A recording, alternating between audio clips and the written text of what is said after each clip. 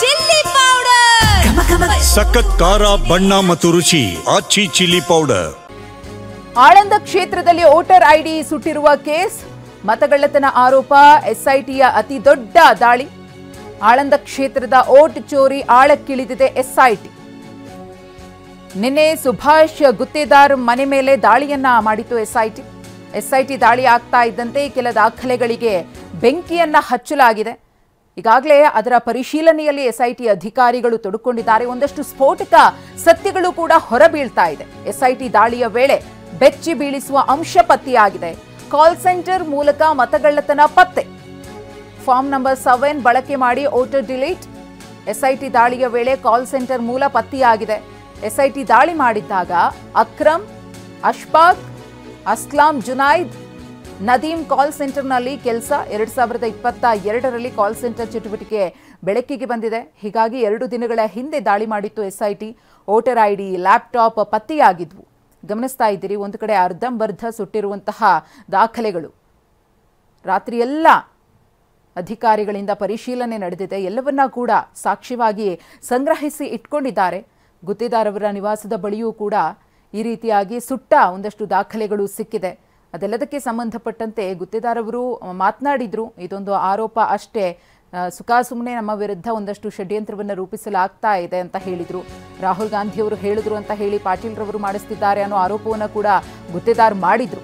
ಆದರೆ ಇದರ ಆಳ ಅಗಲ ತುಂಬಾ ವ್ಯಾಪಿಸ್ಕೊಂಡಿದೆ ಅನ್ನೋದು ಮಾತ್ರ ಗೊತ್ತಾಗ್ತಾ ಇದೆ. ಮತಗಳ್ಳತನ ಕೇವಲ ಆಳಂದ ಕ್ಷೇತ್ರಕ್ಕೆ ಸಂಬಂಧಿಸಿದ್ದಲ್ಲ, ಇದು ಇಡೀ ದೇಶದ ಪ್ರಜಾಪ್ರಭುತ್ವದ ಪ್ರಶ್ನೆ. ಆಳಂದ ಕಾಂಗ್ರೆಸ್ನ ಶಾಸಕ BR ಪಾಟೀಲ್ ರವರ ಹೇಳಿಕೆ ಇದು. ಕಲಬುರಗಿಯಲ್ಲಿ ಬೃಹತ್ ಜನಜಾಗೃತಿ ಸಭೆಯನ್ನ ಹಮ್ಮಿಕೊಳ್ಳುತ್ತೇವೆ. ಮತಗಳ್ಳತನ ಜಾಗೃತಿಗೆ ರಾಹುಲ್ ಗಾಂಧಿಯವರನ್ನ ಆಹ್ವಾನಿಸಿದ್ದೇನೆ. ರಾಹುಲ್ ಗಾಂಧಿಯವರಿಗೆ ಪತ್ರ ಬರೆದು ಆಹ್ವಾನವನ್ನ ಕೊಟ್ಟಿದ್ದೇನೆ. ಬಿಹಾರ ಚುನಾವಣೆ ಮುಗಿದ ಮೇಲೆ ದೊಡ್ಡ ರ್ಯಾಲಿಯನ್ನ ಮಾಡ್ತೀವಿ. ಈ ಮತಚೋರಿಯ ಕುರಿತು ಅರಿವನ್ನ ಮೂಡಿಸುವಂತಹ ಕೆಲಸವನ್ನ ಈ ರ್ಯಾಲಿಯ ಮುಖೇನವಾಗಿ ನಾವು ಮಾಡಲಿದ್ದೀವಿ ಎಂದಿದ್ದಾರೆ ಆಳಂದ ಶಾಸಕ BR ಪಾಟೀಲ್. ನನಗೆ ಫೋನ್ ಬಂತು, 3 ಸಲ ಹೋಗಿ ಬಂದೆ.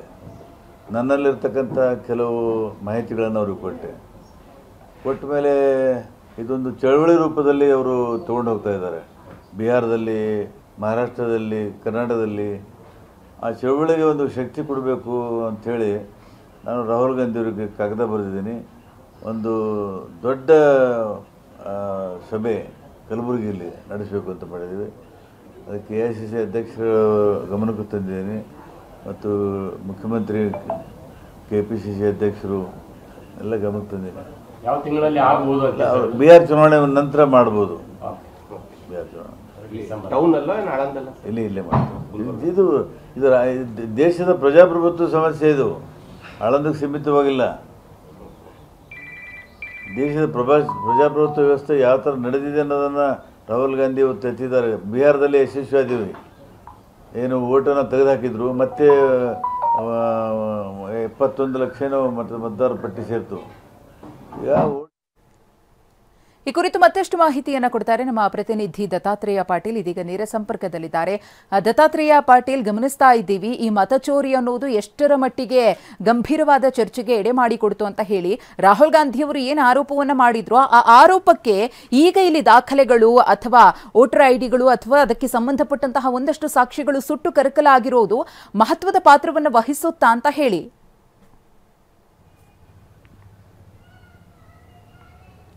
ಮಧುಶ್ರೀ, ನಿಜಕ್ಕೂ ಸಾಕಷ್ಟು ಅನುಮಾನ ಮೂಡಿಸ್ತಾ ಇದೆ. ಯಾಕಂತಂದರೆ ನಿನ್ನೆ SIT ನಡೆಸಿದಂಥ ದಾಳಿ ಏನಿದೆ ಅದು ಸಾಕಷ್ಟು ಚರ್ಚೆಗೆ ಗ್ರಾಸವಾಗಿತ್ತು ಮತ್ತು ಬಹುದೊಡ್ಡ ಏನು ಅಂತಂದರೆ ಆ ಸಾಕ್ಷ್ಯಗಳನ್ನು ನೀಡುತ್ತೆ ಅನ್ನುವಂಥ ಒಂದು ಅನುಮಾನ ಕೂಡ ಮೂಡಿತು.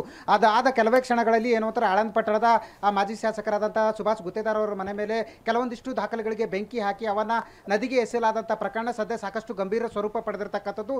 ಆ ಸಾಕ್ಷ್ಯ ನಾಶಕ್ಕೆ ಯತ್ನಿಸಲಾಗಿದೆ ಅನ್ನುವಂಥ ಒಂದು ಆರೋಪ ಕೂಡ ಸದ್ಯ ಕೇಳಿ ಬರ್ತಾ ಇರತಕ್ಕಂಥದ್ದು.